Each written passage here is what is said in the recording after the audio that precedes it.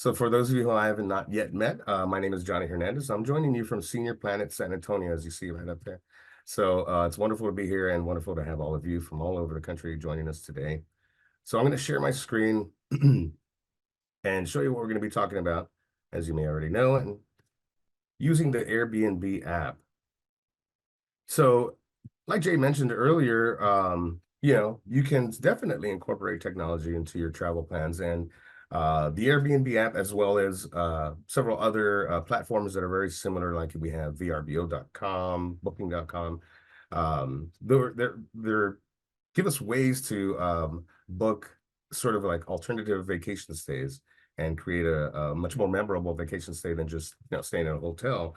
And so with apps like these, it's become a lot more easier to incorporate technology, or incorporating technology has made it a lot more easier to plan and book vacation stays. We're going to focus on the Airbnb app today, but like I said, there are other platforms out there that many of you might have heard of as well that work very similarly and function very similarly to the Airbnb app. The objectives of this, a quick demo, is to show you how to get started. We're going to sort of just talk about and walk you through some of the steps on getting started.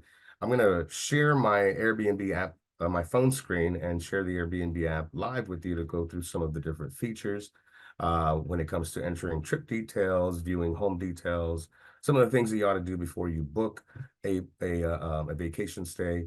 We'll briefly discuss also how to add a payment method, where and how you can message your host, exchange messages with your host, things you ought to do after your booking, ways to cancel, and to see if that vacation stay has a good cancellation policy. We'll show you where to look for when we go through the home details. And then, of course, we'll talk about some best practices, right? Some do's and don'ts when it comes to booking a vacation stay online through this Airbnb app. Okay. Now, to use the Airbnb app, you could start looking around and, checking out some of the different listings that are available. But in order to book an actual stay, you do have to create an account, add a form of payment. You won't get charged until that vacation comes to be. But you do have to go through the steps of creating an account, creating a profile, adding payment method, and things like that. As I mentioned earlier, we do have a full workshop on using the Airbnb app that goes through some of those steps, along with a handout. When you take that class, you'll be provided with an instructional handout that goes through those steps. Today, we're going to show you some of the different features you see listed here, numbered 1 through 7, and on that screenshot, where you can enter a destination, to search for that fantastical stay, where you can explore some of the different tabs to look at different types of accommodations. And that's a lot of fun to go through. We'll go through a few of those. We'll show you the filter function above, and you see in the upper right-hand corner where the number 3 is. You can filter. There's a lot of options to filter your search to narrow down the best possible stay for you and your guests. We'll show you how you can display total price by toggling just a simple button, toggling it on. This will show you your listings and the total price it'll cost for the number of days that you're staying there, rather than just the individual daily cost of that vacation stay. We'll show you how you can add it to your favorites, create a wish list and things like that, where you can swipe to show more pictures and view other details of that particular listing. And then we'll go over those navigational icons you see at the bottom of that screenshot near that number 7. Okay, so I'm going to go ahead and then now transition over to I'm going to stop sharing my screen for a moment. I'm going to transition over to my iPhone screen here to open up the app and show you what it looks like. So just a couple of clicks away.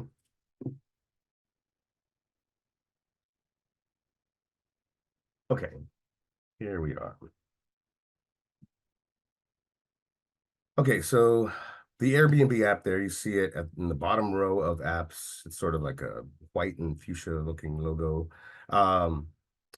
Click there to open up the app, and where you go immediately, where you land first is, let me go back, is this page. This is the home page, or if you notice those navigational tools down there at the bottom, this is the Explore page. Okay, so we're going to describe to you some of these different icons and some of the different places you can go to on this app. starting from the top. So if you are, want to search for a particular place in a particular part of the world, you can tap where it says where to go or where to. Tap in there in that little search bar, and you'll see this page pop up. You can, it automatically defaults to where it says I'm flexible, meaning if you want to just look for anything that's available, you can just leave it at that. You'll see different states that you might have searched for. I was searching for something in Texas just a few minutes ago. It'll show you little maps of other areas of the world too, if you're wanting to travel to those parts of the world. So you just tap through whichever tab you want to search for. You'll then be asked to select dates, or if you're just, I'm going to click on skip. Let me click on the X actually, and click on where to again. If you just want to search for whatever is available at any time, you're pretty flexible. You don't really have any major plans. You could just leave it set to where it says I'm flexible any week where it says when, and you can maybe add your guess if you know you're going to be traveling with somebody. So it's just at least make that change by clicking on add guests and then selecting the number of adults or the number of children, infants, or pets that you might be traveling with. But I'm going to select any week. But when you do select specific dates under when, uh, you will see listings that are available during those dates. You won't see any listings that are not available. It won't really show you listings that are already booked. It'll just show you listings that are available during those dates. But if you are somewhat flexible and you want to change the dates a little bit, maybe travel during the week instead of on the weekend, your listings, your results will vary dependent on what dates you choose. So let's say you specifically want to travel. I'm going to put September 6th to the 9th. That's my birthday weekend, by the way. And so let's say I'm traveling, or I'm going to be traveling on my birthday. I want to stay somewhere then. So I will click on next. And then I can click on search. So I have when and who filled out. I'm flexible, so it's probably going to give me listings to places just all over the country, right? It will probably show a lot of Texas places because it recognizes that, my device is here located in Texas. So it'll show me listings after listings, right? You can take a look at the icons across the top, right underneath where it says where to, and it shows the dates that you've already listed as when you're going to be traveling. These icons, if you just start from the beginning, let's start from here, are different types of accommodations. So it's showing me listings of places I can find near or in national parks. I can find places that have amazing pools. Look at that. I can find homes that are on a lakefront, homes that include a grand piano. My favorite category, and it's got a lot of categories. If you just keep sliding over right to left, you'll see all the different categories. Homes with like fantastic kitchens, homes with vineyards, and so on. It even has, I noticed the other day, let's see, where was it? Oh yeah, bed and breakfasts. So you can even choose to stay in a bed and breakfast and book a stay there through the Airbnb app. But my favorite category is this one here, and we're going to play around with the OMG category. And so it's going to show you all of these really crazy looking homes that you can stay in. It's like a Flintstones. And hey, this is in Austin, Texas. Not too bad, not too far away from me. Some of them, it'll show you pictures of each listing, where it's located, and the total price. Because remember, at the very top of the listing page, right, you see where it says display total price. I have that already toggled on, but if I toggle it off, it's going to show me that same listing at whatever price they're charging per night. If I click on total price and turn that on, it's going to give me the total price it would cost me before taxes for the dates of September 6th through the 9th. See there under 856 total before taxes, where I'm looking where it says Austin, Texas, 1 queen bed. So if this, let's say this is, oh, and if you're wanting to, maybe narrow down your search some more, because it's going to give you lots and lots of listings. just dependent on what's available during the date that you selected and the location. Or actually, I think we were flexible, right? So it's, yeah. But if you wanted to filter and narrow down your search, the filter icon in the upper right-hand corner is a great tool to adjust that search. So you can adjust different things, like if you don't mind what type of rental you want to find, or maybe you're just wanting to rent a room in somebody's home that has set their room, spare bedroom up as an Airbnb site. Or you can search for entire homes. If you're traveling with your family and you want to four bedroom home, you can search for entire homes by just clicking on the different tabs you see there. You leave it at any type if you don't really mind whether you find an apartment or a home or a treehouse or what have you. Here's where you can adjust your budget, right? Your price range. So you can leave it at a minimum of $30 per stay or maximum of wherever you slide this across, it'll adjust the maximum amount. So let's say you just don't want to spend more than 250. Oh, this is showing me total prices for 3 nights before taxes. So I probably want to increase this a little bit for 3 nights. Yeah, it's going to be a little bit more, I would imagine. But you can still adjust it however you feel fit. Then, of course, you can adjust the number of rooms and beds, and bathrooms.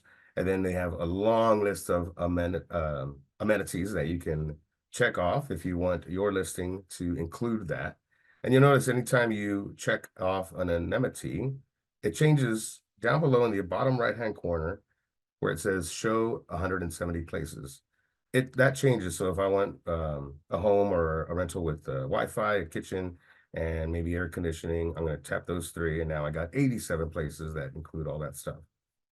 So there's lots of stuff you can go through. It would take forever to go through this entire list, but you can go and adjust things like different features of that site, whether it has a gym or swimming pool, free parking, location, safety. There's if you want the place to have a smoke alarm, right? You'll check that box off. And then there's a few other booking options that you can turn on or off, like for instance, instant book. It'll show you listings of things that places you can book without having to communicate with the host. I'm not sure why it booted me out. Okay, here we go. All right, and then several more different types of filters that you can go through. So I'm going to exit out of that, and now it's showing me the number of places that. Oh, actually, you know what? I clicked off the filter. I should have selected show and whatever number it showed down in the bottom right-hand corner places. But if you just want to clear your filters, you can click on clear all in the bottom left-hand corner, or just click the X in the upper left-hand corner to go back to your listings. So let's say this is a listing that you're interested in. There's a few things that you can do.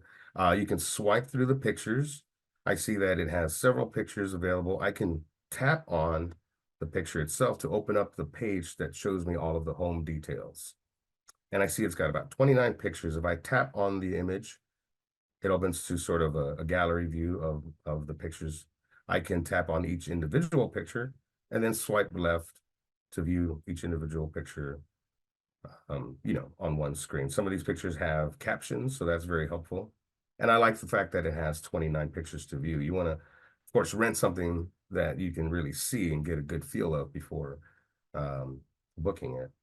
And lots of pictures and good descriptions will give you that. All right, so I'm going to click the little arrow in the upper left-hand corner, go back to the home details page. Right underneath, you see that it says East Side Beehive, tiny home in Austin, Texas, 2 guests, 1 bedroom, 1 bath, 1 bed in the bedroom. So that's pretty good for me and my wife, right? Just 2 of us. I see that they got 4.88 ratings. It's always a good idea to view those ratings because you'll be able to see firsthand what other guests have thought about that place. And it doesn't look like they might have gotten 1-star rating. Let's see if I can click on that. I don't know if it'll let me. But you can, oh, here we go. You can filter all 203 of the reviews.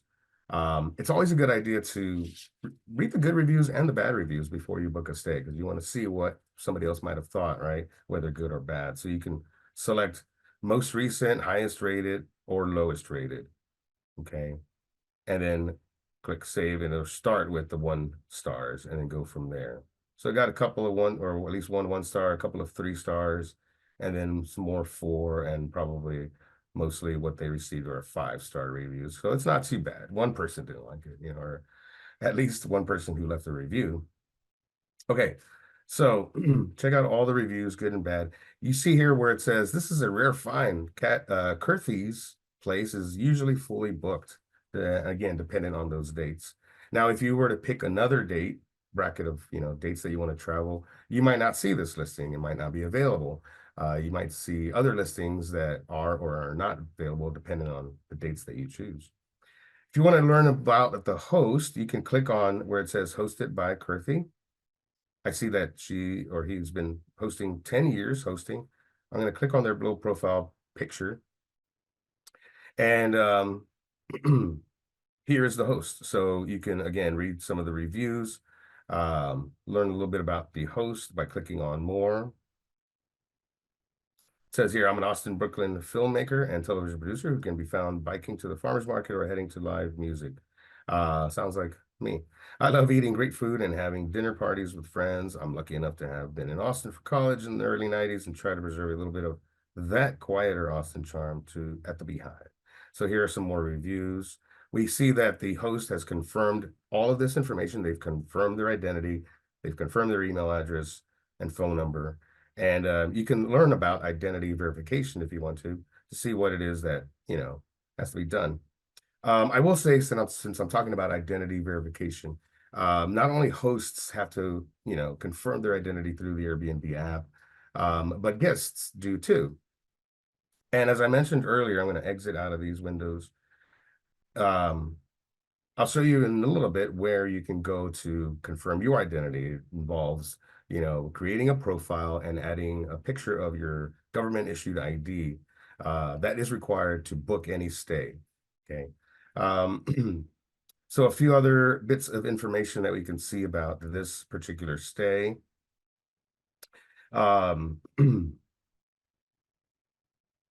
It was featured, I guess, in a magazine, Tribezza magazine in June of 2020, received an award, 2021.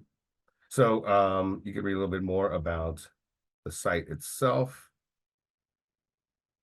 Nice description of where you will be staying, what guests have access to, and so on and so forth. Places around in the area that you can go to and visit. He's got a nice list of a lot of different places that are near that rental. Where you'll sleep shows you pictures of mostly just the bedroom. Okay, so we see pictures of the entire site, but when you click on where you'll sleep, as you're going through the home details, you can see pictures of just where you'll be sleeping. And it probably shows additional pictures as well. So yeah, it looks like it does. And even some exterior pictures too. So the little arrow in the corner takes you back to the previous. Shows you what this place offers, so you can show all 43 amenities by clicking on that link that says right in the middle, show all 43 amenities. Where you'll be gives you a little embedded map so that you can see where that location is located in Austin, Texas, and what is more or less around it, or what streets are nearby that you might want to visit. I see it's kind of close to the University of Texas, the campus. And then more reviews here, down here, meet your host, and so on. And then they have a co-host as well. And then here's where you can message that host. So before you book a stay, it's always a good idea to message your host, let them know why you're traveling to Austin, Texas, and why you're choosing their site. It's always a good idea to introduce yourself that way. Okay, so as I continue scrolling down, and let me just really quick scroll back to the top. So yeah, as I'm continue scrolling through the home details, way down at the bottom, you'll see where you can, and this is a lot of the stuff that you should do before booking. Like we mentioned, what we were going to be talking about today is some of the things you ought to do before you book your stay. So check out their cancellation policy by clicking the little arrow pointing to the right next to cancellation policy. There you'll see that within 48 hours of booking, full refund, get back 100% of what you paid, as long as you cancel within 40 hours. I want to say, and then you can just read the rest of what each individual has as their cancellation policy. It's important to do this because the Airbnb app doesn't have like a cancellation policy for all the sites, all the homes and rentals and whatnot that you can book through that app. The cancellation policy, house rules, um, safety and property details, all of that is unique to each individual property.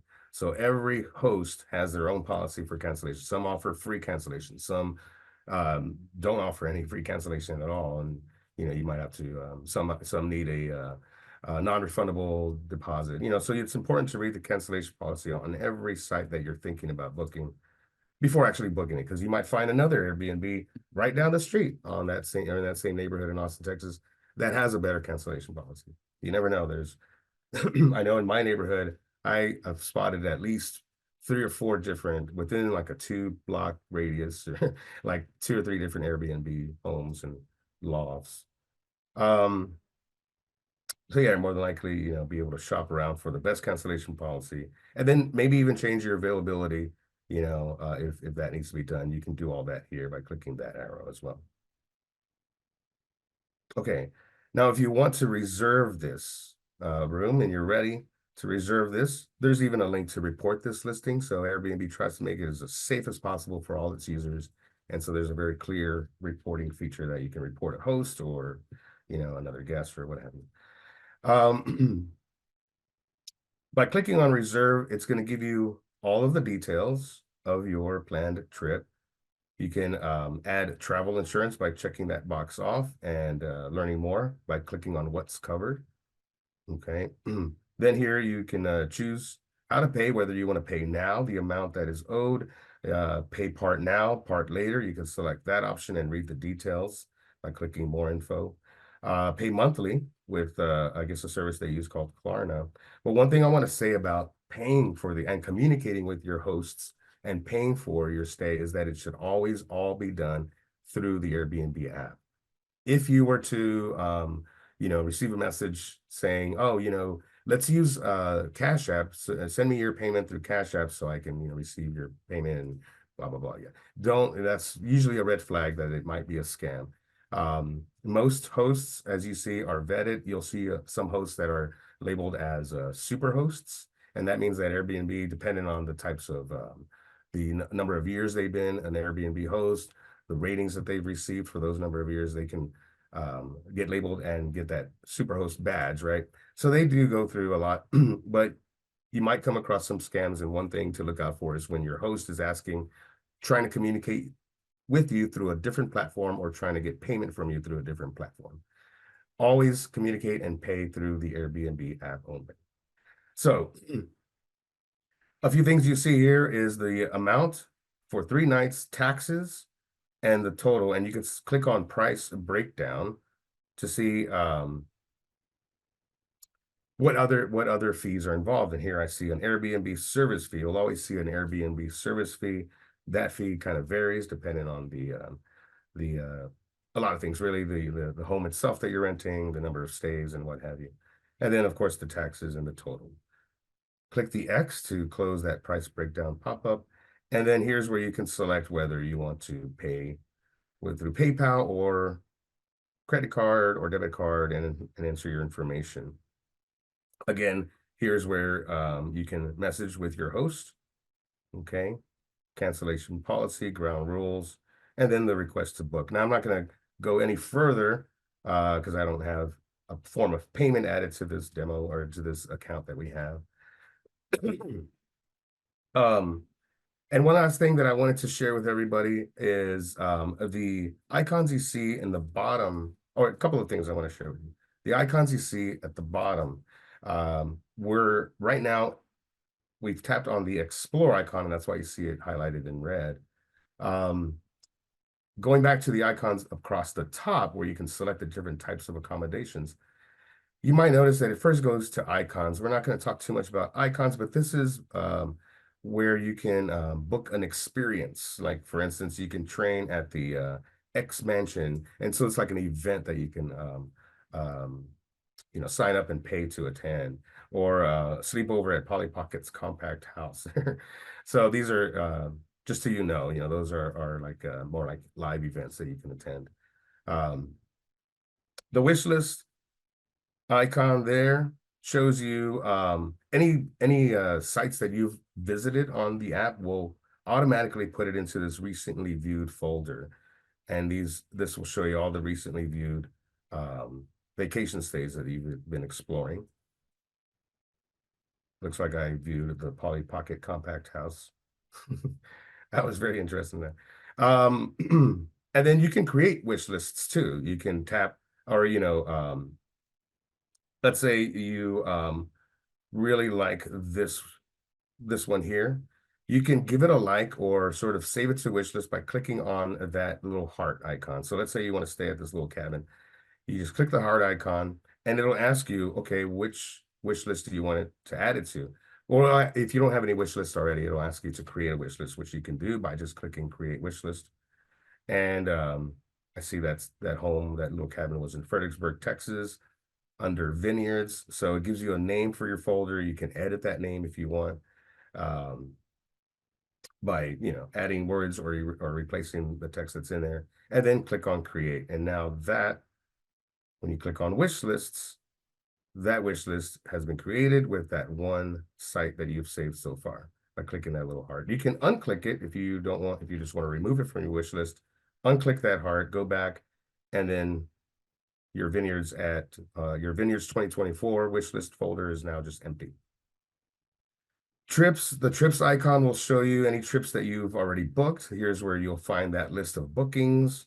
Messages is where you'll see a list of messages sent and received between you and your hosts. And then your profile page is where you can adjust different things pertaining to your profile.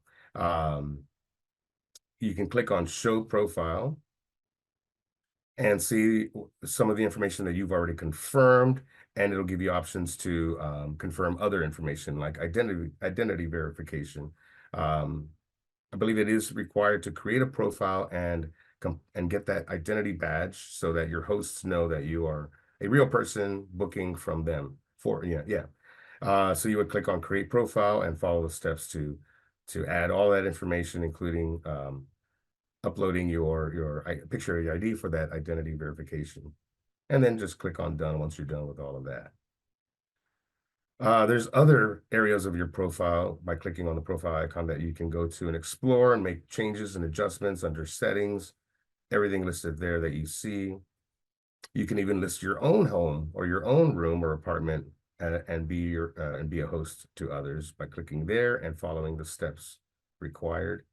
So you too can be a host as well. So there's some information for support